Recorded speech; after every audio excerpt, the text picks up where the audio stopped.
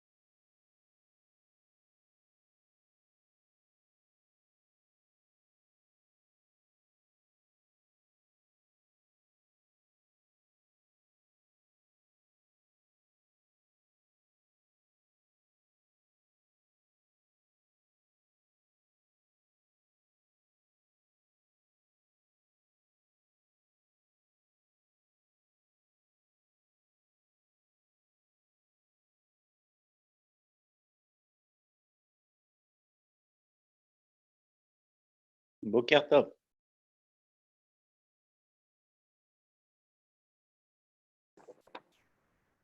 Boker Tov.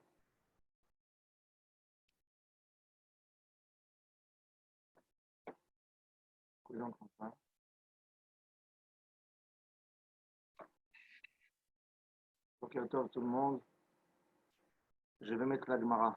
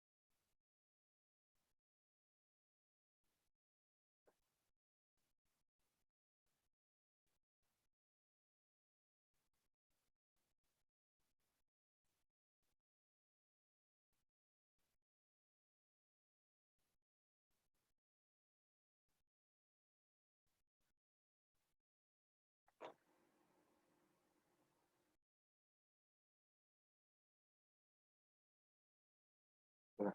Vous avez la Gemara? Oui. Ah, très bien. Boker Tov, Shavua Tov tout le monde. Alors, nous sommes en bas. En Motzi'in est à Our. On n'a pas le droit de fabriquer du feu pendant Yom Tov. Vous voyez, fabriquer, c'est frotter deux pierres, deux bouts de bois, un dans l'autre. Pourquoi? Quel est le issur? Maïtara, Mishum Deka Molid Beyom Tov.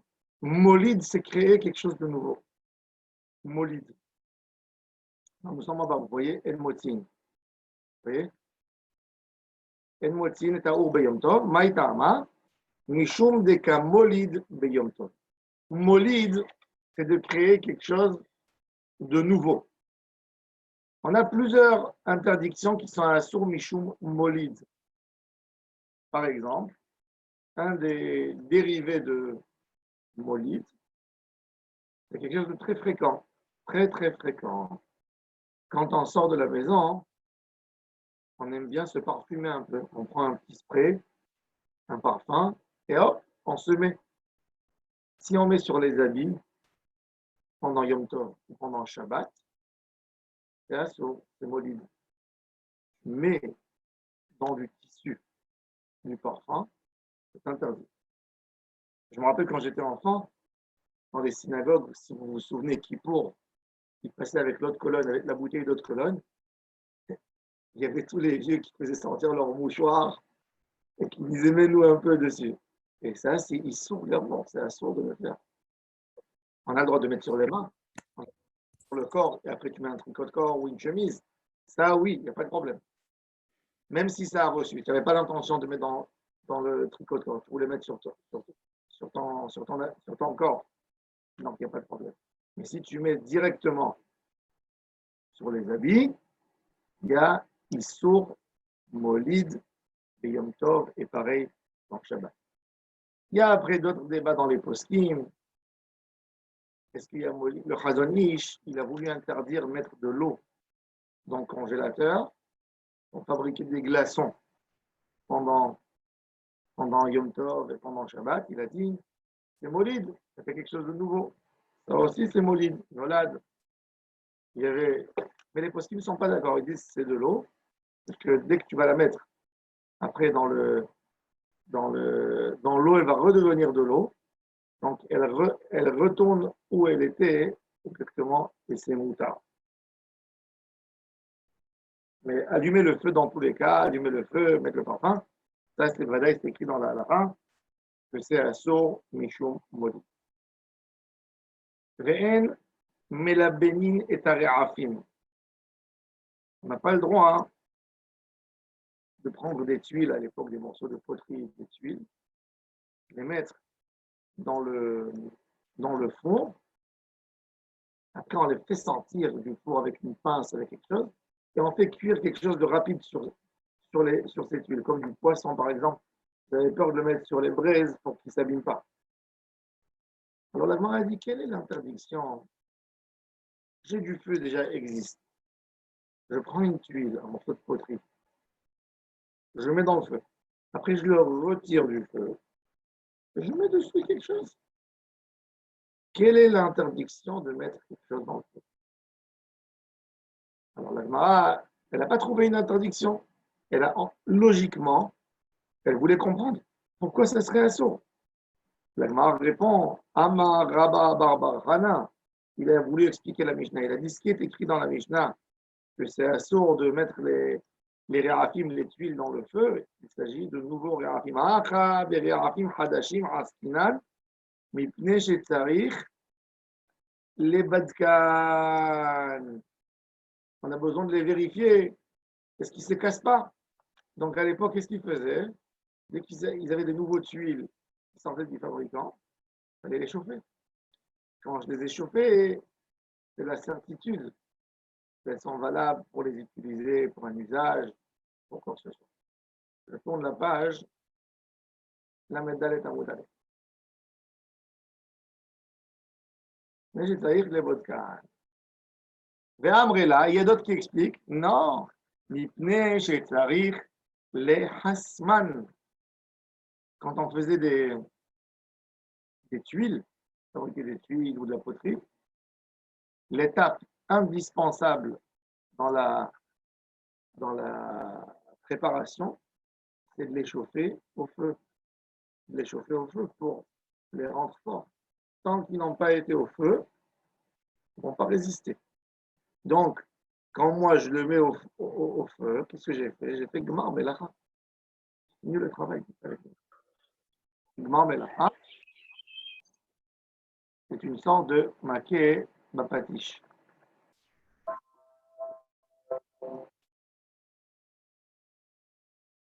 Non, non, attends. La Gemara maintenant, puisqu'on a amené une raison pourquoi c'est assourd de les mettre dans le feu, ces tuiles, pour après, pour griller dessus du poisson, on va amener un débat, on va amener un sujet dans la Gemara Maseret Rolin qui dépend de ce débat. Non, non, attends, écoutez bien. Où c'est Atam, dans Maseret Rolin. Derasa, Osheterafa, Bakotel, Osheritzatsta Behema, Umefarkeset, Vesha'ata me'et le'et ushchata, kshera. Un homme, Dieu préserve, il s'agit peut-être d'un homme, un barbare, il avait de la volaille chez lui à la maison, il a pris le poulet qui a énervé, qui est rentré chez lui dans la chambre, il a pris le poulet, il l'a jeté contre le mur. Le poulet a pris un coup, il est tombé évanoui.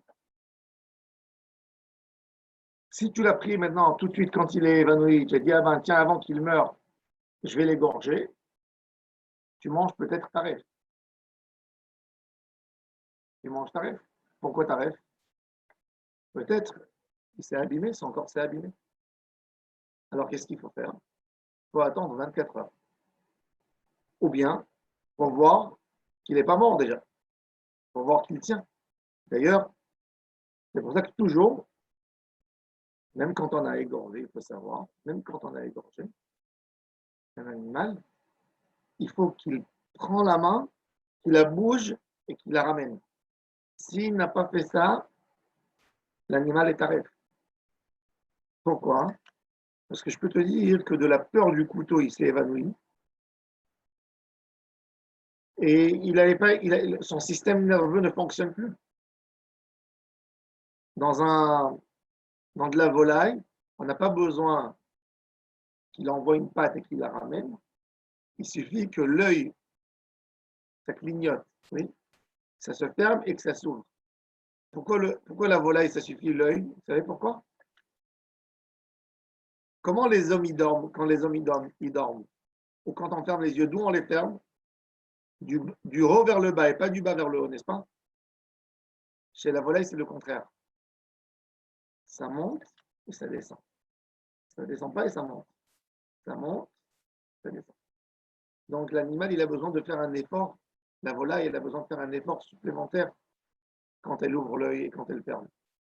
Donc pour elle, c'est comme une patte qui a été envoyée chez un autre animal. Oui. Ça, c'est la différence entre les deux. Alors, un animal aussi qui a été encorné, par exemple, qui s'est disputé avec un autre animal, elle a pris un coup, un gros coup, et elle est tombée. Tu ne peux pas l'égorger tout de suite. Il faut lui attendre 24 heures pour s'assurer qu'elle peut tenir. Je ne suis pas obligé d'attendre un an pour vérifier qu'elle n'est pas téréfa, mais au moins 24 heures. Au moins 24 heures. Ça s'appelle dans la Gemara, Tzricha Sheiya ou Bedika, Me'et Le'et. Il faut lui passer 24 heures. Et Le'et, c'est toujours 24 heures. Ça, c'est la halakha. Même quelqu'un qui avait chez lui à la maison un mouton, un agneau, l'agneau a sauté. Et il a sauté d'un endroit qui était trop haut. Et il est tombé en bas, il fallait venir le lever, le soulever. Il n'était pas bien. Il ne peut pas l'égorger le même jour. Il faut attendre le lendemain, attendre que ça passe 24 heures pour m'assurer que l'animal n'est pas taré. Alors c'est écrit. Shata me'etlet ou shechata. Keshera, si j'ai attendu 24 heures, il est caché. Amar Rabbi Elazar bar Yanai mishum Rabbi Eliezer ben Antignos. Il a dit Rabbi Elazar bar Yanai au nom de Rabbi Eliezer ben Antignos. Ça dépend. Même après qu'elle a été égorgée, il faut bien vérifier tous les autres. Nous, aujourd'hui, il faut savoir qu'il y a 70 choses, 70 défauts dans l'animal qui la rendent téréfa. 70. 70 problèmes qui peuvent rendre notre animal téréfa. Nous, aujourd'hui, on ne fait pas toutes les 70 vérifications. Si on aurait fait les 70 vérifications, il faut envoyer l'animal dans un truc pathologique. Il faut l'amener, il faut l'opérer, il faut vérifier. On ne vérifie pas tout. Pourquoi on ne vérifie pas tout? Parce qu'on compte sur la chazaka. La majorité des animaux n'ont pas de problème dans la colonne vertébrale. Imaginez-vous que j'aurais besoin de vérifier la colonne vertébrale de l'animal. Il faut prendre un couteau, doucement, doucement, et ouvrir depuis la tête jusqu'à la queue. Même la queue, elle finit la colonne vertébrale, la queue, chez l'animal. C'est pour ça d'ailleurs, quand un animal il veut s'attaquer à un autre animal, il veut le dévorer, et il n'arrive pas à le déstabiliser, il va lui tirer la queue. Pourquoi? Parce qu'avec la queue, il va lui casser le bas de la colonne vertébrale et il va le faire tomber comme ça. Donc il faut vérifier tout. Normalement, on n'a pas besoin de vérifier tout ça. Qu'est-ce qu'on vérifie? On vérifie que les endroits où ça peut arriver rapidement des dégâts, comme les poumons, par exemple. Les poumons, on vérifie. On vérifie la cervelle, on déchire en haut la peau, et on vérifie qu'il n'y a pas de verre dans le cerveau. Oui, ça c'est des choses qui sont fréquentes, des maladies très fréquentes chez les animaux. Ça, on vérifie. Et après, on vérifie de l'extérieur. C'est pour ça que c'est très très important. Dans un abattoir, quand on amène les animaux pour les égorger, il faut qu'ils marchent bien avant de rentrer dans l'abattoir. Il faut que le shochet y voit. Parce qu'aujourd'hui, malheureusement, tout devient industriel, etc. Et on prend les animaux du kibbutz, on les amène dans l'abattoir. Comment on les ramasse? Comment on les met dans les camions? C'est un vrai problème. Et il faut savoir, moi j'étais plusieurs fois dans les abattoirs, quand les poulets arrivent, je peux voir souvent des poulets tarifs. Comment tu remarques qu'ils sont tarifs? Dès que tu le prends, pour l'amener au shochet, il a les ailes qui penchent. Ou tu le lèves comme ça et tu vois les pattes, elles tombent. Pourquoi elles tombent? Parce que quand ils les prennent des poulaillers, brutalement et cruellement, ils les prennent, ils les mettent dans des cages et ils les prennent, ils jettent comme ça. Il faut savoir que ces poulets, quand ils sont des poulets qui ont grandi dans des poulaillers, sans vous dégoûter, hein, mais depuis que le poulet il sort de l'œuf jusqu'au moment où il est dans votre assiette, 4 semaines. 4 semaines, il grandit dans une cage qui a une dimension d'une page A4. On le gave, il ne peut pas bouger. Ses pattes, elles ne se développent pas. Elles restent toutes petites. Regardez des poulets libres en ferme quand ils sont libres. Ils ont les pattes comme ça. Et il est tout petit, le poulet en haut. Nos poulets à nous, ils sont gros, énormes. Ils ressemblent à des canards avec des toutes petites pattes comme ça. Et donc, comme ils ne sont pas musclés dans les pattes, ils n'ont jamais bougé leurs pieds, et ils ont un poids qui alourdit très fort sur les pattes. Donc, le plus petit faux mouvement avec le poulet, tu lui casses une patte. Si tu lui as cassé la patte, tu lui as percé le poumon, beaucoup de fois, si elle est cassée en haut, il a été percé, il est tarif. Il est tarif. Il est tarif. Donc, il faut toujours vérifier, et même avec les animaux. Ils prennent les animaux avec un tracteur ou un truc, ils les jettent dans les camions. Les camions, ils vont le soir pour les amener à l'abattoir. Il suffit qu'il a freiné mal, que le camion il a freiné, il les a tous fait tomber. Vous savez, c'est quoi un coup? Quand un animal il est debout sur un camion, il est debout, on a freiné, il est tombé. Imaginez-vous un homme qui est dans le bus, qui se tient debout, le bus a mal freiné, il est tombé. Ben, chez l'animal, c'est beaucoup plus que ça. Le coup qu'il prend sera beaucoup plus fort parce qu'il pèse beaucoup plus qu'un homme. Il pèse 400, 500, 600 kilos. Imaginez-vous qu'il prend un coup fort, et surtout s'il n'y a pas beaucoup de bêtes dans le camion, ben, il peut être jeté d'un bout du camion à l'autre bout. Et ça peut faire vraiment des problèmes de tarif. C'est pour ça qu'il y avait beaucoup de problèmes quand on amenait des bêtes pour les égorger dans les abattoirs avec des transports comme ça. Alors, ils ont exigé qu'il y ait des cages dans le camion qui soient attachées, etc. C'est pas évident. C'est pas évident.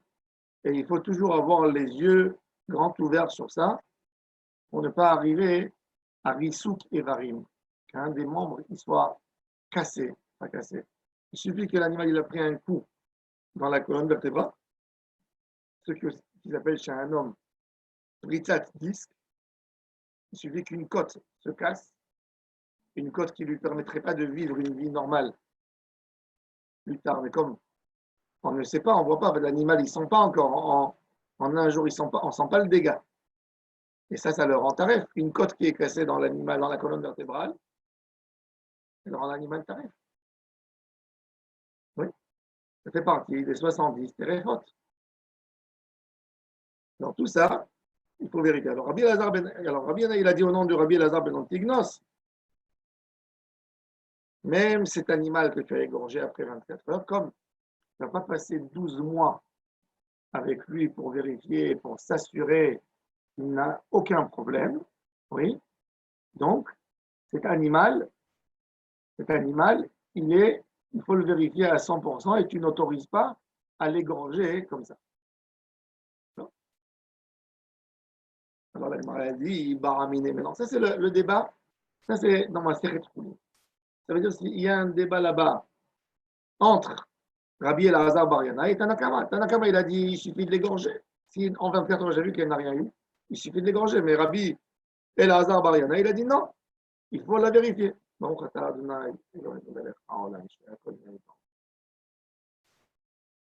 dit, Baramine Rabbi Yirmiyah Rabbi Zera, Maou les Shorta, Beyom Tov, est-ce que j'ai le droit d'égorger cet animal?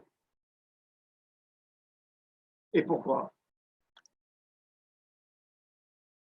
Mi Marzekinan Reouta Beyom Tov, est-ce qu'on dit que cet animal est très fin? Oui. Et maintenant, qu'est-ce qui s'avère? Que j'ai égorgé j'ai égorgé quelque chose de tarif. Et Yom Tov, on a le droit d'égorger pour manger. Mais si je ne peux pas manger,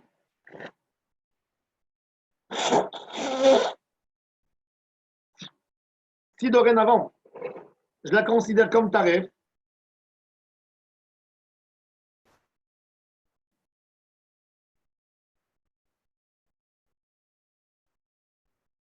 si dorénavant je la considère comme tarif, selon Rabbi Yanaï, et il faut vérifier pour s'assurer qu'elle n'est pas tarif. C'est-à-dire que dorénavant, tu as égorgé une trépa. Et tu as besoin d'amener une preuve qu'elle n'est pas tarif. Pour Rabbi Yanaï, cet animal, il est tarif. Tant que je n'ai pas fait la vérification à 100%, il n'est pas sorti de ce statut tarif. Alors, je n'aurai pas le droit d'égorger cet animal à Yom Tov. Mais si je dis que l'animal, il est cachère, parce que je compte sur la majorité des animaux qui n'ont pas de problème et qui ne sont pas tarifs, et je vérifie que des choses où il peut y avoir éventuellement un problème, c'est moutard. Alors ça, c'est le débat.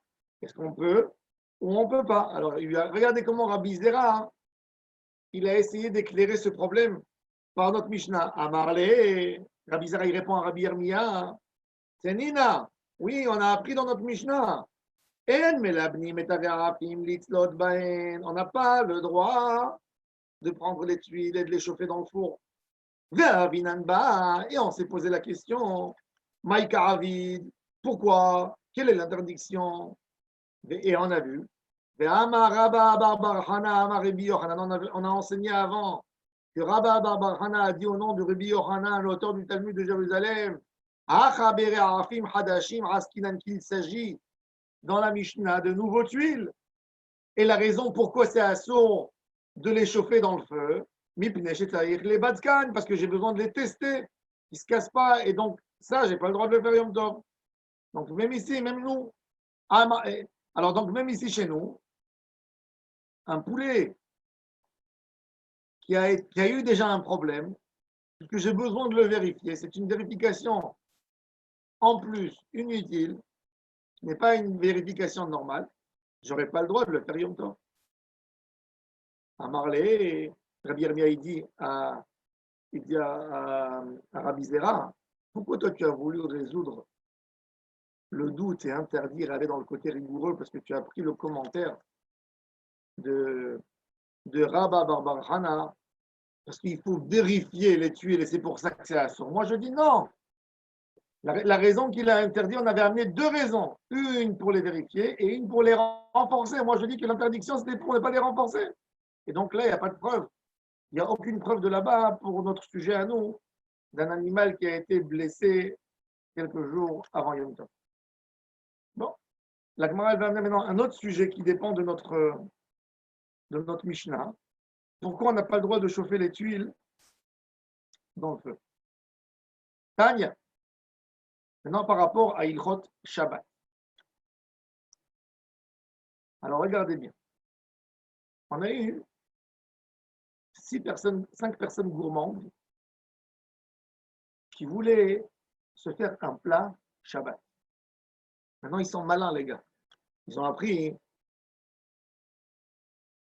dans la première Mishnah de Maseret Shabbat qui est écrit Shnaim Sha'asaru Peturim, 2 personnes qui ont enfreint le Shabbat ensemble, qui ont fait une melacha et chacun a fait que la moitié de la melacha. Ils n'ont pas fait tout entier. Ils n'ont pas tout. Parce que quand tu vas venir, il te dit je n'ai pas tout fait. La Torah elle a interdit de faire un acte, j'ai fait un demi-acte. C'est pas tout, mais c'est assaut. Alors ils ont fait les malins. Qu'est-ce qu'ils ont dit? Il y a un, il a dit, tu sais quoi? Il y a un, il va amener le briquet, le feu. Il y a un, il va amener le bois. Il y a un, il va mettre la casserole vide sur le feu. Il y a un autre, il va verser l'eau dans la casserole. Il y a un autre, il va mettre les épices dans l'eau. Et il y a un autre, il va bien remuer dans la casserole. Qui c'est qui est Hayab? Celui qui a mis le feu, celui qui a mis la casserole, celui qui a versé l'eau, celui qui a mis les épices, celui qui a remué. Qui est Hayab? Alors écoutez ce que la Mishnah elle a dit. La Braïta. Kulan Hayavim. Tout le monde va prendre. Ils ont tous fait une avera. Pourquoi? Regardez.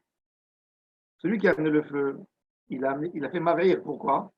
Parce que quand il a amené la braise avec le feu, il a renforcé. Quand tu marches dehors avec une braise, il y a le vent qui vient et qui allume la braise.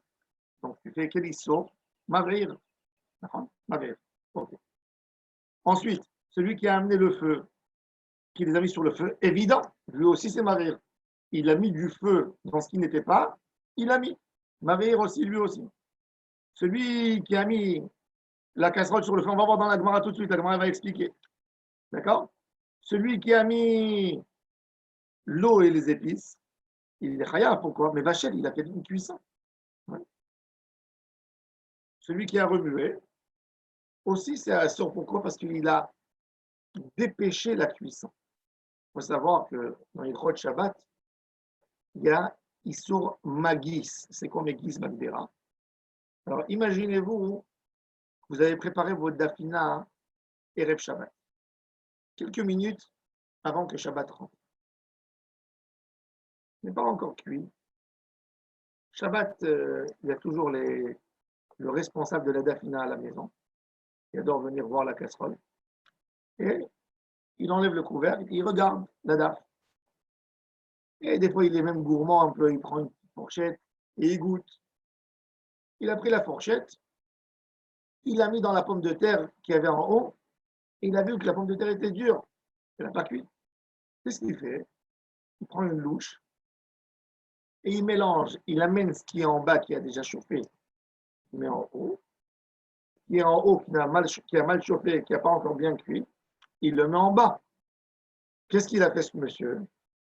Il a fait Issour, l'interdiction de Bichoul Shabbat. Il a cuit Shabbat. Parce qu'il a pris quelque chose. C'est quoi la définition de Bichoul, de Mevachel, de cuisson? Comme il dit le Rambam dans son livre, son grand livre, Hayad HaChazaka, il dit la définition de Mevachel Shabbat, c'est de ramollir le dur et de durcir le mou. Tu as pris quelque chose de dur, une pomme de terre dure, quand elle est cuite, elle est molle. Tu as pris un œuf mou et tu l'as rendu œuf dur, c'est un son. Durcir le mou et durcir le mou et ramollir le dur. Voilà.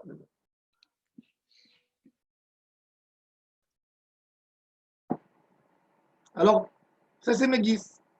Alors, la Gemara elle dit, comment ça se fait que la Braïta elle me dit que tout le monde est chayav.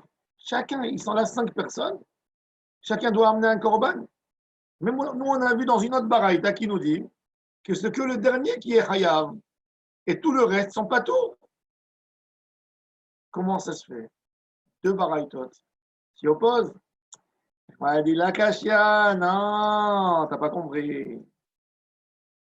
Ah, des Haïté Our Meikara. Ah, des Haïté Our les Bassor. Ça dépend quand le feu est venu. Si le gars qui a amené le feu, il est venu en premier, donc tout le monde a transgressé.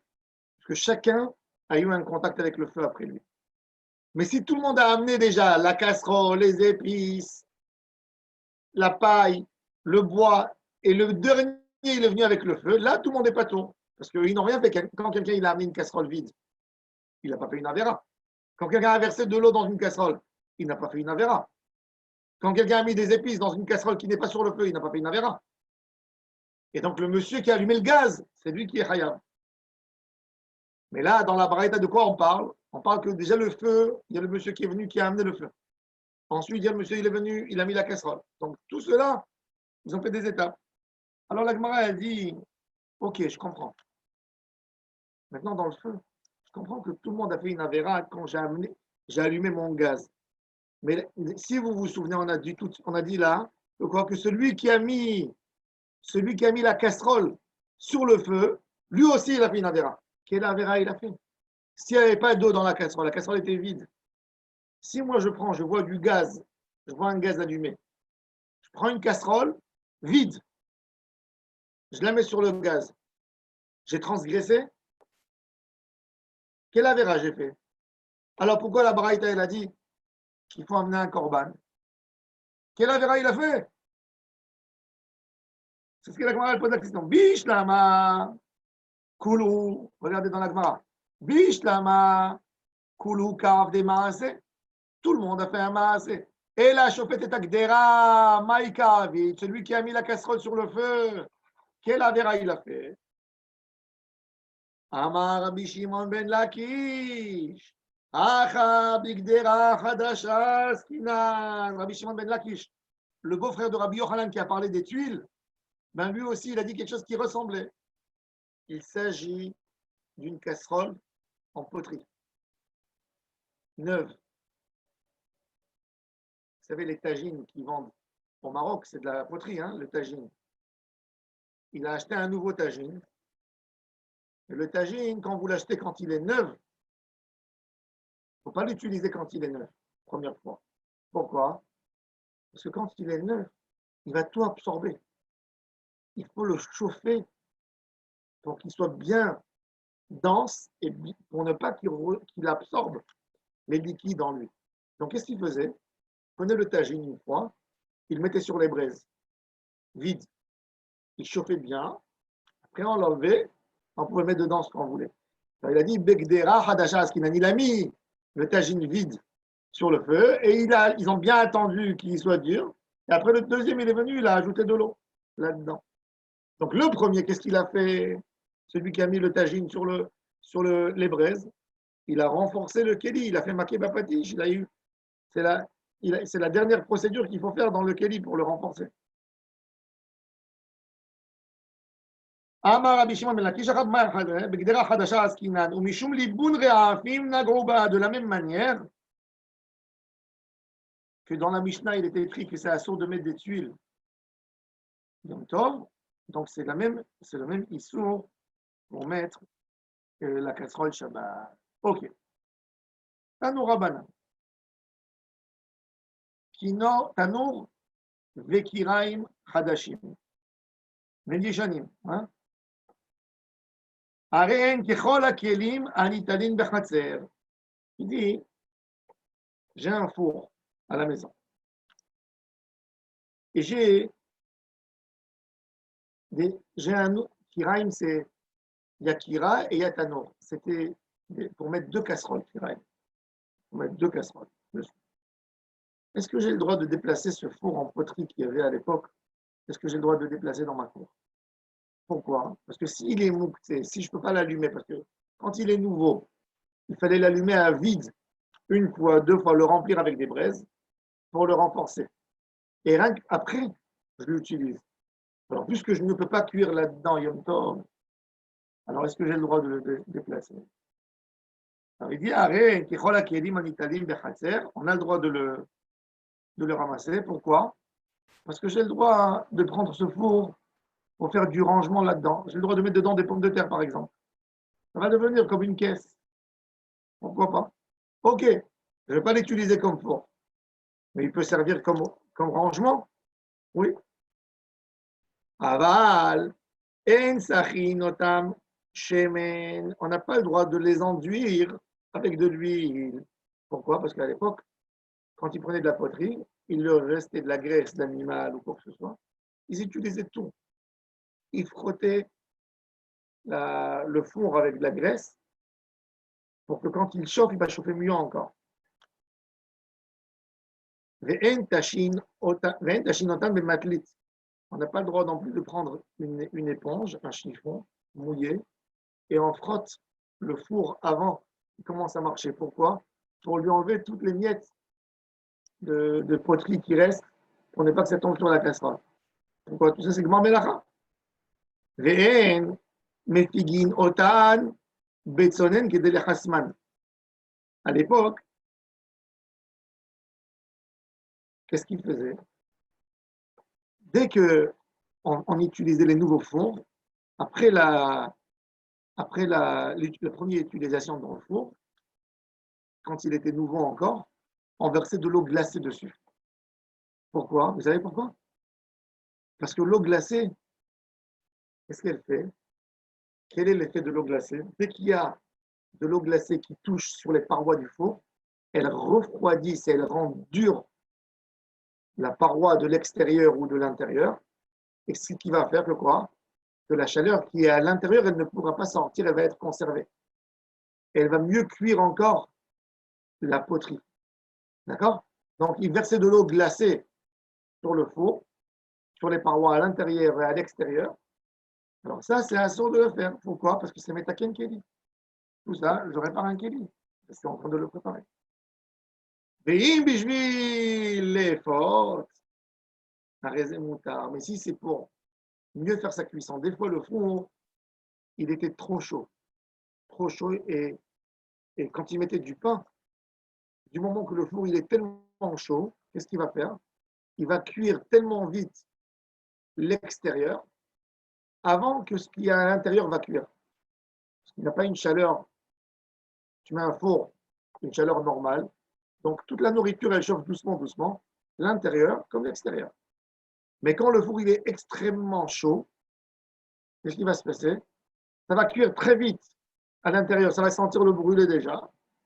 Et après, tu ne peux pas manger ce qu'il y a à l'intérieur. D'ailleurs, il y a quelqu'un qui m'a envoyé, vous savez, ce Shabbat, on a fait la halotte en forme de clé pour la parnassa. Alors, il y a un juif, il va chez le rabbin, il dit, monsieur le rabbin, j'ai une question, je suis très perturbé.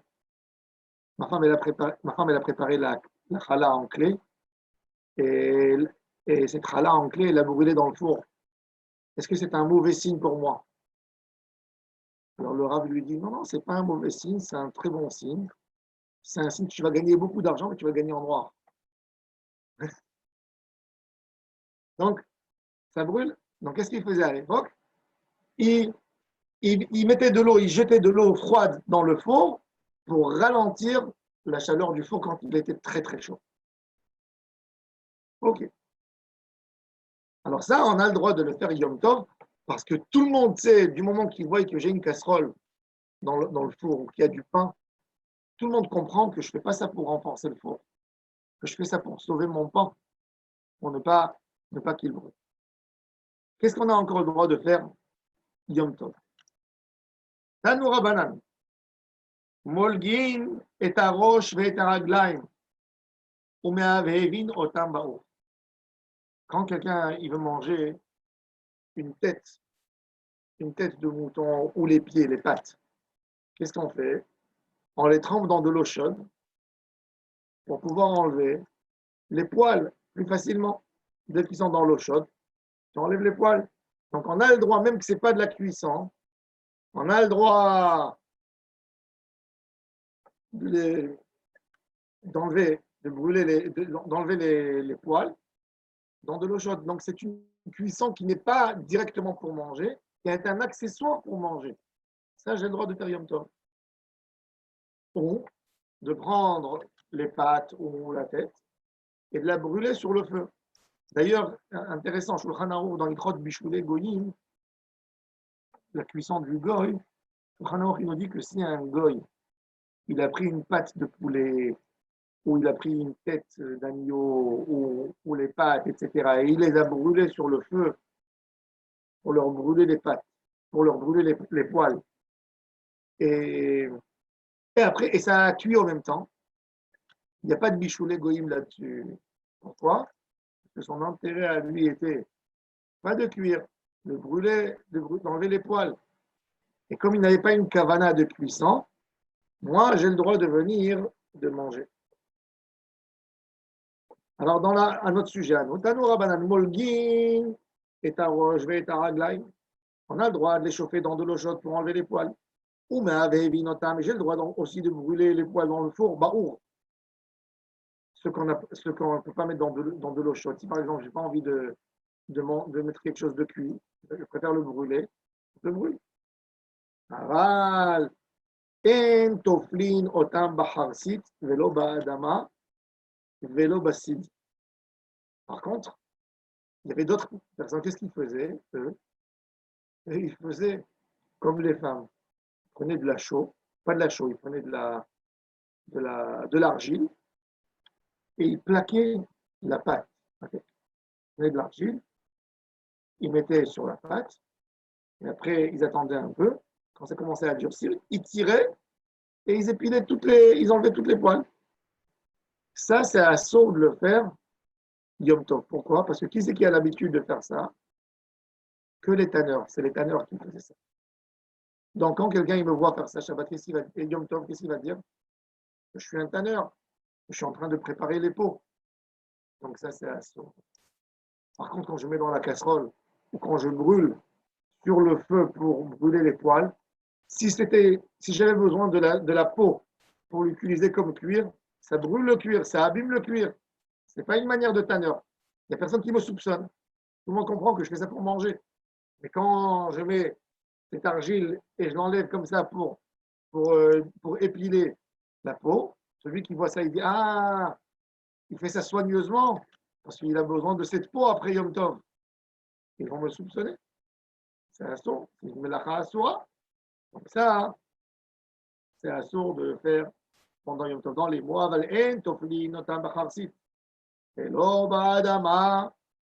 c'est trois sortes d'argile qu'on faisait avec pour enlever les poils pour les tanneurs. Non plus, on n'a pas le droit de prendre un ciseau et d'enlever les poils. Pourquoi?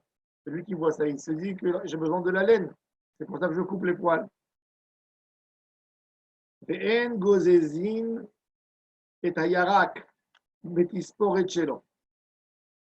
On n'a pas le droit. À l'époque, tout le monde avait des petits potagers à la maison. Tout le monde.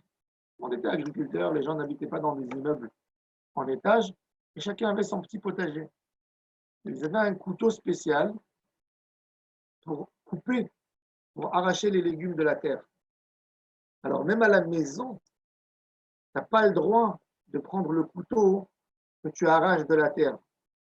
Pourquoi? Parce que quand tu utilises ce couteau, celui qui te voit, c'était un couteau fréquent que les gens avaient pour le potager, pour arracher, pour prendre les fruits et les légumes. Celui qui te voit avec ce couteau, qu'est-ce qu'il dit?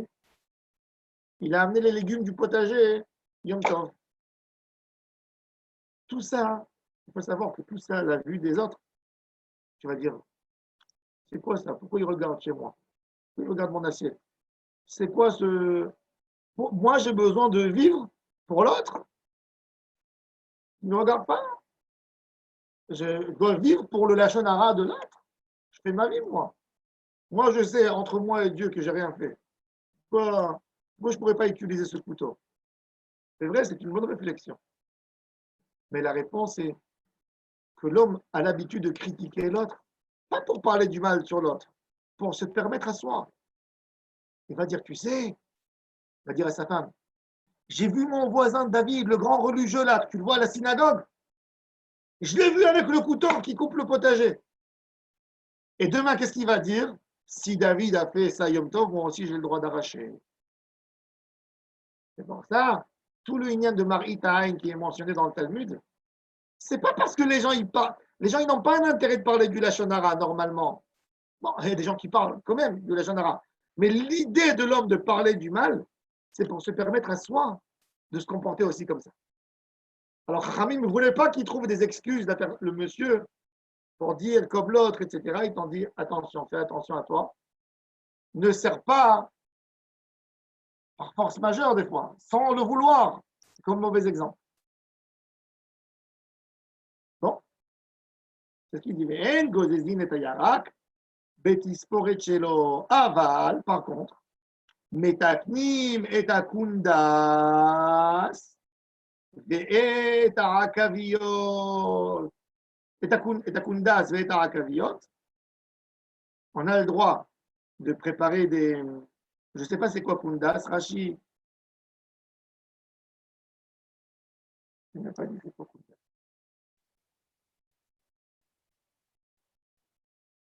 Il y a quelqu'un qui sait c'est quoi kundas. Il y a quelqu'un qui a une Gemara Art Scroll. J'ai essayé d'aller regarder 2 secondes.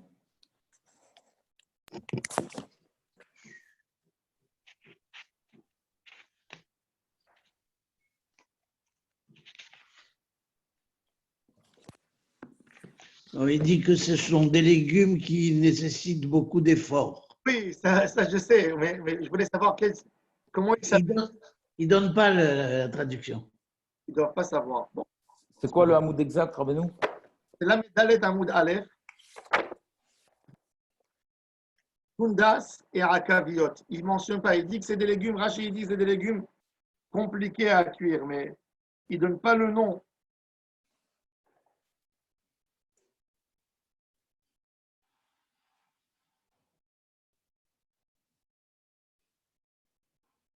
Vas-y, continue si tu veux, je regarde et je te dis. C'est quoi ça? Monsieur Dayan, On se sert d'un tel ustensile pour garder l'eau chaude longtemps. La Braïta nous apprend qu'il n'y a pas lieu de craindre qu'un observateur externe ne vienne. Non, plus haut, un peu plus haut, un peu plus haut. Kundas et Akaviot. Il s'agit d'un grand fourneau qui s'ouvre sur le côté, contrairement au fourneau à usage de cette époque qui s'ouvrait par-dessus. Une ligne avant, Charline, une ligne avant, une ligne avant. Il s'agit de légumes dont la préparation exige beaucoup d'efforts. D'après Rachid, la Braïta nous apprend néanmoins que leur préparation est permise. Je voulais savoir le nom. Bon, il n'y a pas de nom. OK. Avant metakdim takundas veta akaviot, on a le droit, ou mesikin veofin de fourni. On a le droit aussi d'utiliser fourni, c'est exactement fourni, c'est un mot latin. Fourni. Fourni, ça veut dire four, un four. Ouais. Comme en français. Fourni, fournois, fourni. Même en arabe, c'est pareil. Ça, vous voyez, c'est un mot latin qui est rentré même dans l'arabe. En arabe, tu dis un four, farran. Et en araméen, en hébreu et en latin, c'est four, fourni. Oui. Ou mesikin veofin be fourni. Ou mechamin, chamin be antichi. Antichi, c'est un grand récipient où on met de l'eau pour chauffer de l'eau. Et je t'aurais dit, pourquoi tu as besoin de chauffer tellement d'eau pour faire un petit verre de thé ou un petit café? Je dis, Yom Tov, allez, c'est moutard. Il veut faire, il veut faire. Ve'enofin befourni chadasha, shemati pachet. On n'a pas le droit d'utiliser un grand four nouveau. Pourquoi? Parce que les fours, à l'époque, comme j'ai expliqué, ils étaient faits en terre et en poterie. Et quand tu as mis un petit feu dans le four, comme les parois du four, elles ne chauffent pas tous de la même manière parce qu'il n'est pas bien chauffé, tu vas avoir des morceaux qui vont bien chauffer. Et comme ça va faire une il y a des endroits qui vont moins recevoir la chaleur, la poterie qu'il y a en eux, elle va tomber et ça va salir le four. Alors, on ne voulait pas qu'on arrive à ça à Yom Tov, qu'il y a une partie du four qui s'abîme, que le monsieur il est angoissé sur son four, il risque de réparer pendant Yom Tov, d'attraper le. Et ça, on n'a pas envie que l'homme arrive à une ravera. Alors, on a dit, on ne touche pas quand c'est un nouveau four qui a été construit avant Yom Tov, on ne le touche pas pendant Yom Tov. Tanura banan, en nofrin bamapuach. Aval, nofrin bishfokeret. À l'époque, ils avaient comme un accordéon qui était fait avec du cuir. Et il y avait un petit trou en bas. Un soufflet. Un soufflet. Un soufflet pour chauffer pour allumer les braises. Alors, on n'a pas le droit de le faire pour allumer les braises dans le four. Pourquoi? Parce que qui c'est qui fait ça normalement? Ce n'était pas fréquent dans les maisons, le souffleur. Il était chez qui? Que chez les artisans. Ils fabriquaient des choses. Eux, ils avaient toujours le souffleur parce que comme ils étaient toute la journée avec le feu, il fallait vite faire. Tandis que quand quelqu'un il est chez lui à la maison, il n'a pas envie d'utiliser le souffleur parce qu'il n'a pas envie de finir vite ses braises. Mais eux qui ont toujours du feu, ils utilisent toujours le souffleur. Alors, quand quelqu'un il voit quelqu'un avec un souffleur, il se dit que dans son four, il doit être en train de chauffer des casseroles, en train de préparer quelque chose. Alors, on n'a pas le droit d'utiliser ce souffleur. Aval, nofrin bishmoferet. On a le droit de prendre un tuyau qui était dans le four et on souffle dans le tuyau pour allumer le feu. Ve'en metaknin et hashipud. Et chapoud. On n'a pas le droit de frapper sur la brochette. On n'a pas le droit de l'aiguiser non plus. Parce que pour enfoncer la brochette dans la viande, on n'a pas le droit de le faire. Pourquoi? Parce que c'est un kéli. La brochette était abîmée.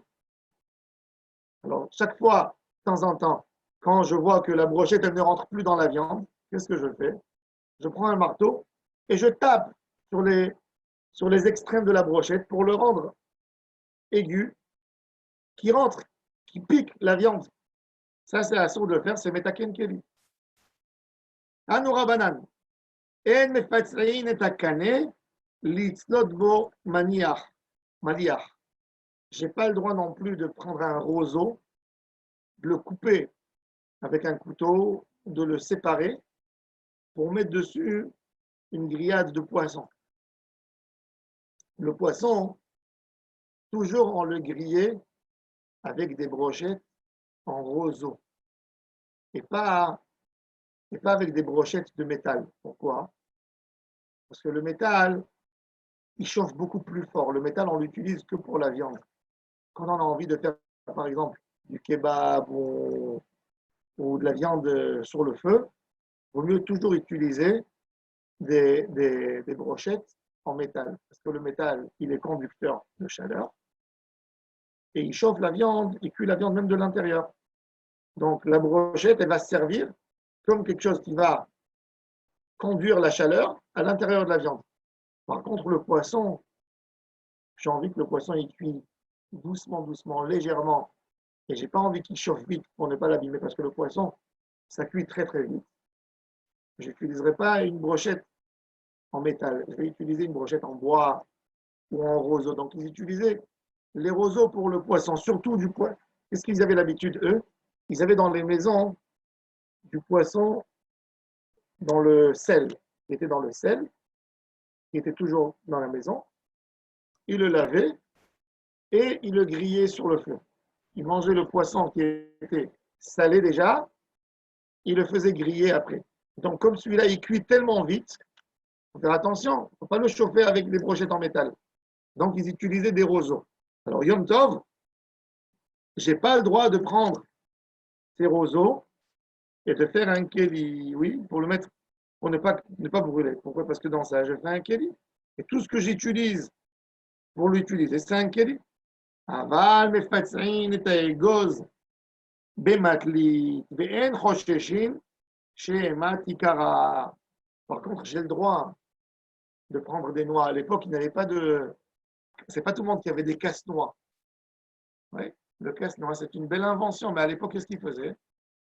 Ils prenaient des chiffons abîmés déjà, des anciens habits, ils ne voulaient plus les utiliser.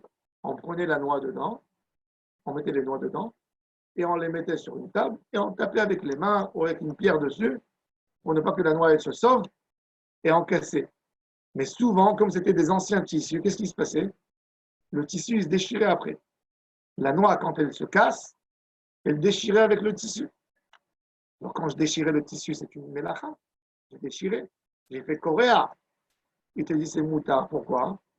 Parce que l'interdiction de déchirer du tissu, c'est que pour un tailleur. Coréa amenaplit. Quand je déchire un bout de tissu du rouleau, c'est pour le rendre mieux. Pour coudre un pantalon, pour coudre une chemise, pour utiliser quelque chose. Coréa amenaplit pour, c'est un sourd. Mais coréa pour abîmer, pas grave, pas de problème. Ça, c'est la halachot qu'on a étudié aujourd'hui. On passe au Shulchan Aruch pour finir ça halachot. Et demain, on commencera la nouvelle Mishnah. Alors, je vous lis la halachot dans le Shulchan Aruch.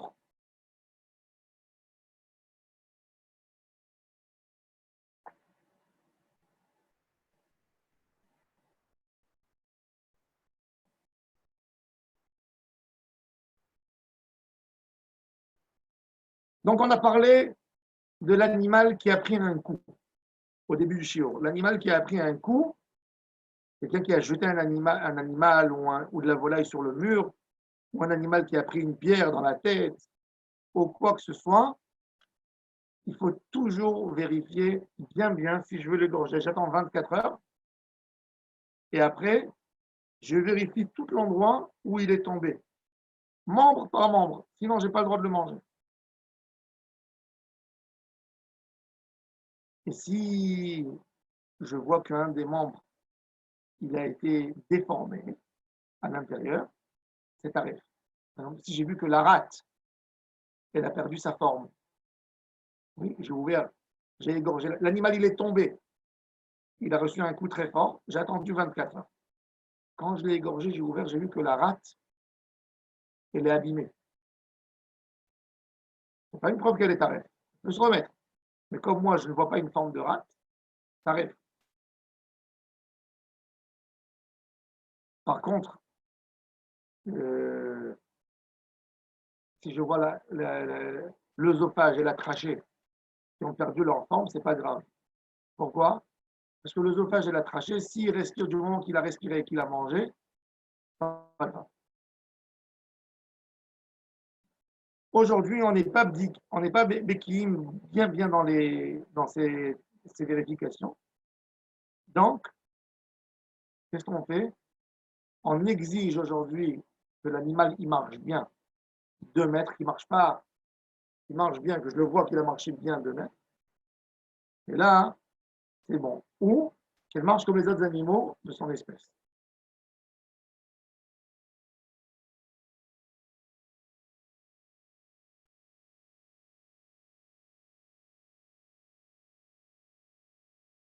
On a expliqué la halakha, la différence entre quelqu'un, quand il y a eu plusieurs personnes qui ont allumé le feu, et qui ont mis les casseroles, etc. Là, il y aura la différence. Si la première personne a mis le feu, lui, donc tout celui qui vient derrière lui, il est chayav. Mais si c'est le contraire, tout le monde est patour et celui qui a mis le feu est chayav.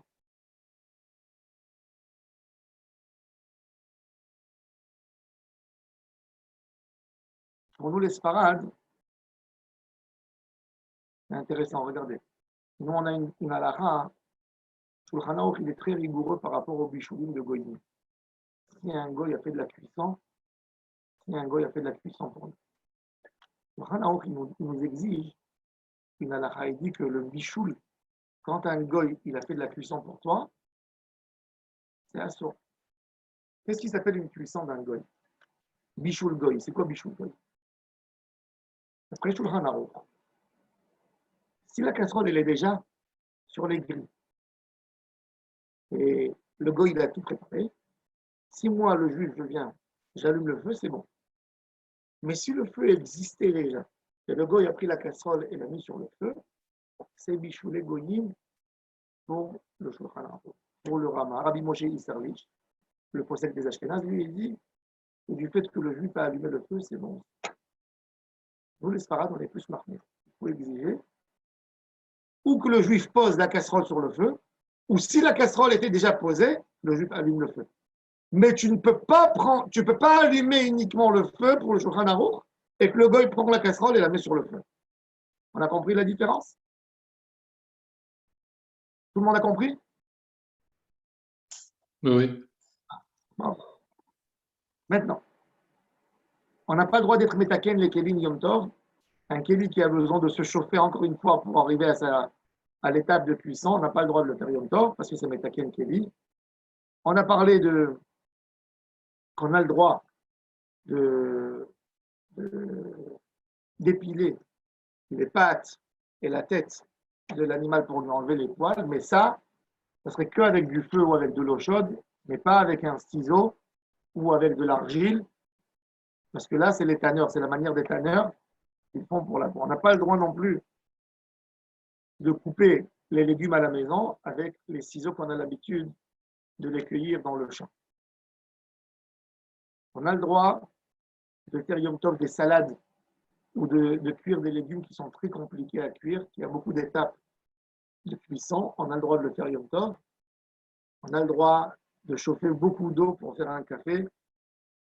Par contre, il faut faire attention, on n'a pas le droit de prendre le souffleur pour souffler Yom Tov dans le feu, mais si c'est avec un petit tuyau ou avec ce qu'on a l'habitude, nous, pour le mangal, ce qui s'appelle le naf-naf, oui, on a le droit de le faire pendant Yom Tov.